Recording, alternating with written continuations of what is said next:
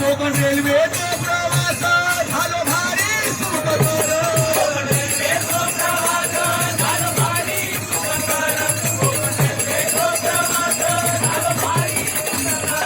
झालो कोकणाचो हायवे झालो जीपी विमानतळ कोकण रेल्वेचा प्रवास झालो भारी सुखकर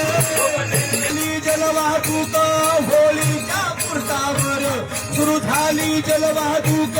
होळीच्या मुहूर्तावर इथे सारे